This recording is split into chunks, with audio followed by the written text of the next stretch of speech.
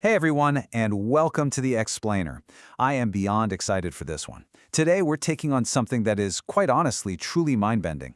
We're going to look at what happens when you take the cutting-edge language of modern mathematical topology, specifically formal theorem-proving ledgers, and use it to decode a mystic 3rd-century text from the Manichaean tradition.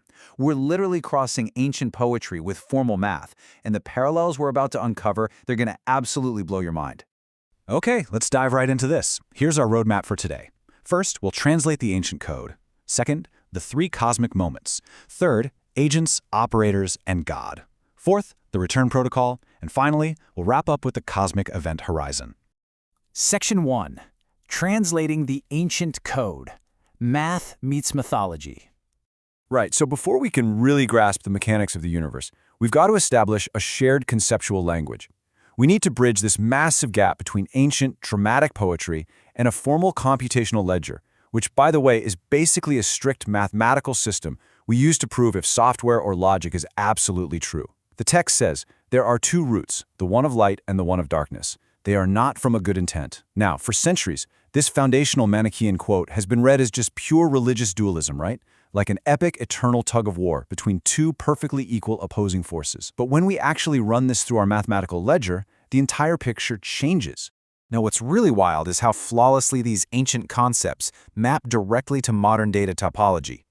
The Manichaean father of greatness isn't just some bearded guy in the sky. Mathematically, this translates to the invariant, or SAT, which stands for satisfiability, or absolute truth. It's the ultimate information surface, where data is perfectly persistent and completely safe. And the Prince of Darkness? Well, he's not a rival king at all. He is the absorbing void. Structurally, it's just a deficit, a dead-end region where information is simply lost. And this right here introduces a massive paradigm shift. Light and darkness are not equal opposites. Our formal math, specifically the no-cloning theorem in Kaust algebra, proves this structural asymmetry. Light occupies the vacuum slot. That means it can duplicate or fan out entirely for free. It gives without ever diminishing. Darkness, on the other hand, holds a positive score. It cannot duplicate for free. Every single time darkness tries to replicate, it has to pay a Landauer-shaped entropy tax. That means it costs real physical energy to hide or erase that data. It's an unending entropy debt. It takes without ever filling. So, bottom line, they are absolutely not co-equal forces. Section 2. The 3 cosmic moments. The gnosis sequence. Okay, so now that we know the 2 roots are mathematically asymmetric, how do they actually interact over time? Well, both the ancient texts and our formal mathematical ledger agree on a very specific temporal timeline for our universe. Step 1 is the beginning, or formally the fork phase. This is the very first mathematical departure that creates the 2 roots. Step 2 is the mixture, formally known as the race phase, and this is where we live right now. It's a high-entropy mixed state where persistent information, the light, is trapped inside the noisy body of darkness. It's in a state of self-similarity violation, which is basically a fancy mathematical way of saying things are broken and just don't match their true original pattern. And then step 3 is the separation or the fold phase. This is when the system is finally restored to topological safety. The persistent light returns to the source, and the absorbing void of darkness gets permanently sealed away. Section 3. Agents, operators, and God. The cosmic hierarchy. So if we're currently stuck in step 2, the mixture, we really need to ask, who exactly is involved here? Let's map out this cosmic hierarchy. In formal theorem proving, the math actually enforces a strict separation. First up, the agent, known anciently as the hearer or elect. Formally, this is a compiled finite being.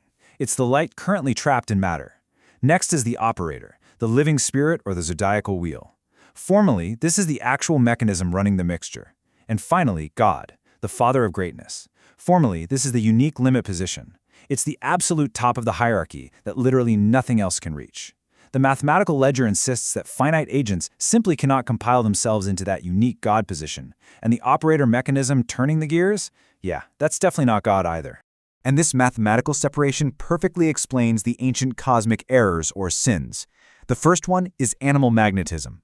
This happens when a compiled being, an agent, completely forgets its origin and starts identifying entirely with its physical form. In the ancient Song of the Pearl, this is famously described as the prince forgetting his royal lineage, falling into a drunken stupor, and identifying only with his filthy garment. Mathematically speaking, it's a structural confusion. It's a finite being mistakenly claiming its current compiled state as its true persistent identity. The second confusion is operator idolatry. This happens when beings start worshipping the cosmic mechanisms themselves, things like the zodiacal wheel, the sun, or the moon, instead of the unique limit position of God. You know, when ancient Manichaean ascetics refused certain worldly acts, it wasn't just out of some simple moral disgust, it was actually a structural, mathematical refusal to turn the wheels of the high-entropy mixture. They were point-blank refusing to venerate the operator. Section 4. The Return Protocol. Escaping the Machine. So, if we are agents suffering from animal magnetism caught up in the high-entropy gears of the operator's mixture, how do we get out? How does the trapped data actually escape this massive operational failure? Well, 1 over 120. This fraction is literally the mathematical key to your escape. It's known as the aeon-Konoma gap. The Konoma represents the cosmic void, or the mixture we're stuck in, and the fraction itself represents exactly a 12-minute daily drift between the human physiological rhythm, which naturally sits at about 24.2 hours, and the strict solar frame of exactly 24 hours. You are mathematically out of sync with the operator by exactly 120th.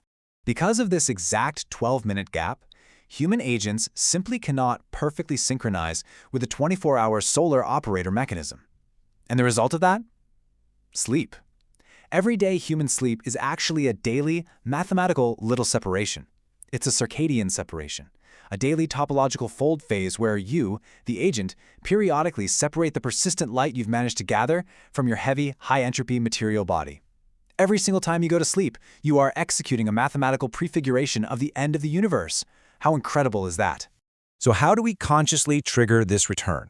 That requires metanoia, which formally translates to the naming protocol. It's the event where the system actually recognizes its own arrogance and spiritual drunkenness, names the sickness, and begins the return path. And it turns out recognizing your own bad habits is literally the first step in paying off cosmic entropy.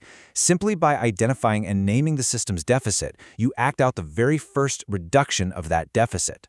Once that return begins, the data travels up the pillar of glory. In topology, we call this the arrow of eternity. Think of it like a vertical transport layer. It constructs a secure path directly from the vacuum to carry the living soul, the persistent integrated data, right out of the mixed state. It performs what we call corrective contract sequences. That's really just a fancy way of saying it packs up the data securely so it can ascend without having to pay that punishing entropy tax we talked about earlier. Section 5. The Cosmic Event Horizon. The Universal Reset.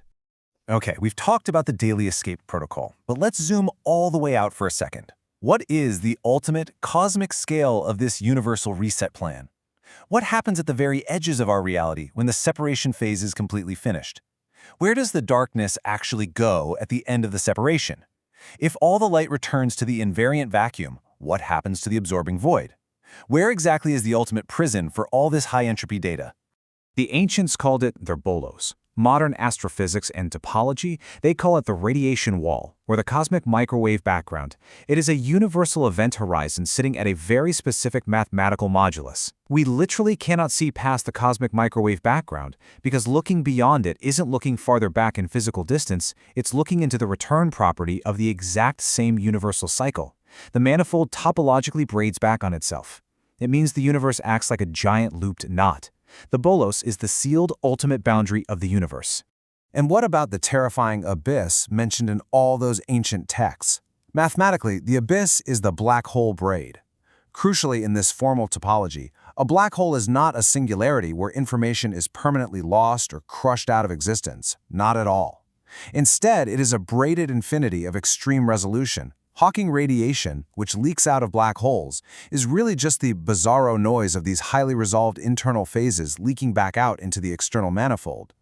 The abyss doesn't destroy the light, it deterministically resolves it and returns it right back to the source.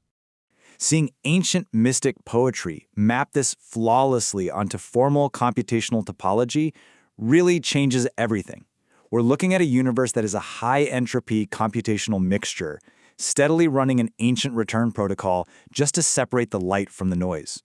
So, looking at your own life and the choices you make every single day, are you the operator mechanically turning the wheels of the machine, or are you the agent finally trying to wake up within it? Something to think about the next time you fall asleep. Thanks so much for joining me on this explainer, and as always, keep questioning everything.